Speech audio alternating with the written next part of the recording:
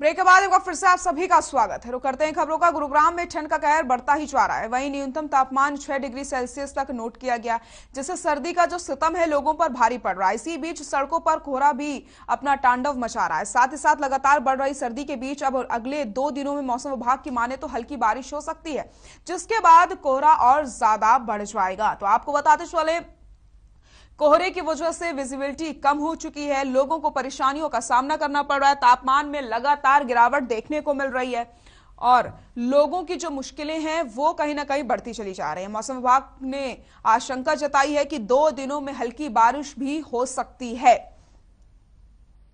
तो गुरुग्राम में ठंड का कहर लगातार जारी है। 2 दिन में हल्की बारिश हो सकती है।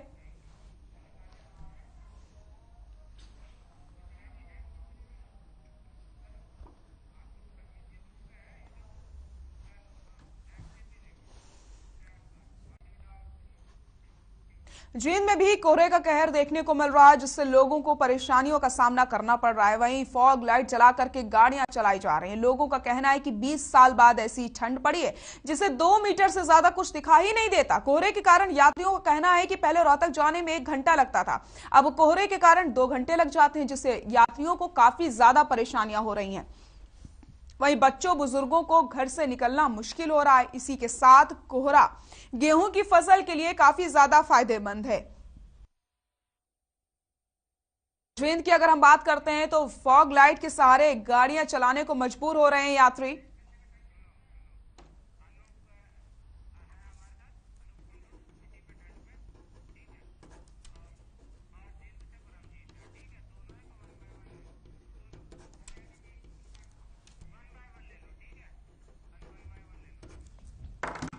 और ठंड का कहर जिस तरीके से लगातार देखने को मिल रहा है, लोगों की परेशानियां बढ़ रही हैं। ऐसे में क्या कुछ नजारा है जींद का और क्या कुछ स्थिति देखने को मिल रही है हिसार की, तो वो भी आपको हम बताएंगे। हमारे सहयोगी हिसार से अनूप कुंडू हमारे साथ जुड़ गए हैं और जींद से हमारे सहयोगी परमजीत हमारे साथ बने हुए हैं। अनूप, आपके पास आना चाहूंगी।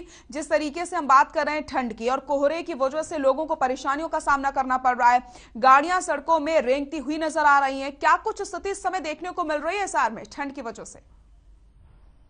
देखिए सृष्टि, बिल्कुल मैं इस समय हिसार के ही तो एक हाईवे के समीप खड़ा हूं और यहाँ पर आप देख सकते हैं कि आज घने कोहरे ने बिल्कुल सफेद चादर की तरह से पूरे वातावरण को ढांप रखा है। विजिबिलिटी की बात करें तो विजिबिलिटी बहुत कम हो चुकी है। लाइटें जला करके और सफेद पट्टियों के सहारे लोग अपने स्थानों तक पहुंच रहे हैं। अगर हम इसके दूसरे पहलू की बात करें किसानों को लेकर, तो किसानों के लिए जो रात को हल्की बारिश हुई है वो फायदेमंद है। कोहरा और पाला 2 अलग अलग चीजें हैं, जिसको लेकर के मैं थोड़ा सा विस्तार से बताना चाहूंगा सृष्टि की। अगर कोहरा पड़ रहा है तो वो किसानों के लिए फायदेमंद होगा, जो रबी की जो फसल है, गेहूं की फसल है, उसके लिए। लेकिन अगर पाला जमना शुरू हो जाता है, जब ये सफेद ओस की बूंदे और पानी की बूंदे जमना शुरू हो जाएगी, जो टेम्परेचर है वो 0 डिग्री या 100 डिग्री के पास आ जाएगा, तो ऐसे में सरसों की जो फसल है उसको बहुत बड़ा नुकसान होगा। उसके अंदर जो दाना बनना होता है, उसके अंदर जो फल आना होता है, उसको काफी नुकसान पाले में हो सकता है। लेकिन हाल फिलहाल तक कोहरा पड़ रहा है और धुंध हम इसको भी कह सकते हैं, तो ऐसे में सिर्फ किसानों को फायदा है, लेकिन जो वाहन चालक है उनको काफी परेशानियों का सामना करना पड़ रहा है। ठंड की बात करें तो इस ठंड से हार्ट को देने वाली ये ठंड है और लोगों का बाहर निकलना दुर्भर हो चुका है। हालांकि स्कूल बंद है, छोटे बच्चे आजकल घरों में हैं, लेकिन वो घरों से बाहर निकलने की तो ऐसे में वो भी बीमार पड़ जाते हैं। बुजुर्गों के लिए भी काफी परेशानी भरा ये समय रहता है। बिल्कुल सही कहा आपने अनूप। तो हम बात कर रहे हैं ठंड के कहर की और किस तरीके से तापमान में गिरावट आ रही है, ऐसे में लोगों को किस तरीके से परेशानियों का सामना करना पड़ रहा है, इस पर हम चर्चा कर रहे हैं। परमजीत, आपके पास आऊंगी। अगर हम बात करते हैं जींद की, तो क्या कुछ स्थिति इस समय जींद में दिखाई दे रही है? ठंड का सितम लगातार जारी है, प्रशासन की तरफ से क्या कुछ इंतजाम किए गए हैं? जो है घना कोहरा देखने को मिला है। जो वाहन है वो अपनी फॉग लाइट जलाकर चलते नजर आए हैं, रेंग रेंग चलते नजर आए। हालांकि जो है कोहरा इतना ज्यादा है कि 2 मीटर से आगे कुछ दिखाई नहीं दे रहा, विजिबिलिटी 0 है। और देखिए यात्रियों का ये कहना है कि अभी जो है हमने अगर रोहतक जाना था तो हमारे को 1 घंटा लगता था, अभी कोहरे के कारण हमें जो है 2 घंटे उसी सफर के लग रहे हैं। और फिलहाल देखिए कल शाम से जो बारिश हुई है तो उससे जो है ठंड बढ़ी है। हालांकि ये जो ठंड बढ़ी है गेहूं की फसल के लिए फायदेमंद है, लेकिन वहीं बच्चों और जो बुजुर्ग हैं उनके लिए ये जो है हानिकारक साबित है। लेकिन फिलहाल की अगर बात की जाए तो सृष्टि यहाँ पे कोहरा इतना ज्यादा है कि 2 मिनट से ज्यादा कुछ दिखाई नहीं दे रहा है। जी बिल्कुल अनूप, आपके पास आऊंगी। अगर हम बात करते हैं हिसार की, तो जिस तरीके से जो लोग सड़कों पर रहने को मजबूर होते हैं या जिनके पास रहने के लिए छत नहीं होती है, प्रशासन की तरफ से उनके लिए क्या कुछ इंतजाम किए गए हैं?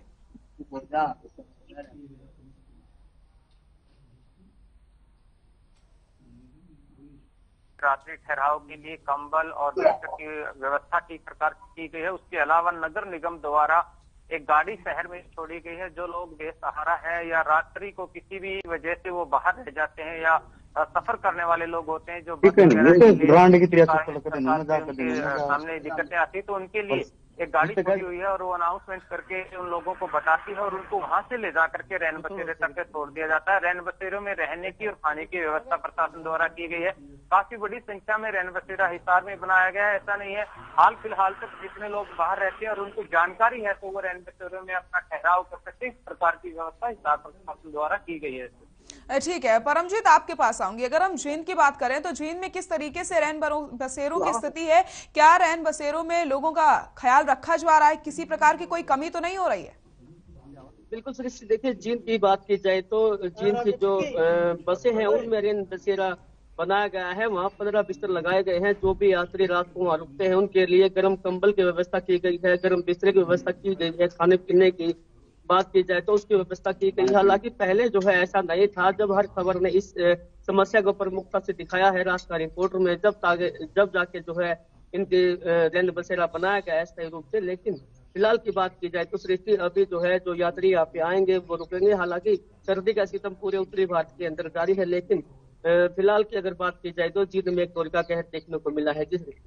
बिल्कुल परमजीत, अनूप, बहुत बहुत शुक्रिया आप दोनों का तमाम जानकारी के लिए। तो हम बात कर रहे थे ठंड के कहर की, जिस तरीके से लगातार ठंड का सितम जारी है, लेकिन ऐसे में ये जो कोहरा है वो फसलों के लिए काफी ज्यादा फायदेमंद है, जिससे किसानों के चेहरे पर तो खुशी की लहर देखने को मिल रही है, लेकिन आम आदमी काफी ज्यादा परेशान हो रहा है। जहां पर सड़कों में जो वाहन है, जो उनकी स्पीड है उसमें पूरी तरीके से ब्रेक लग गया और जहां जहां नजरें हमारी जाती है वहां सिर्फ घना कोहरा नजर आता है। तो ठंड का सितम जारी है। ऐसे में आप सभी को अपना ख्याल रखना है और अपने परिवार का भी ख्याल रखना है। बुलेटिन में फिलहाल के लिए इतना ही। नमस्कार।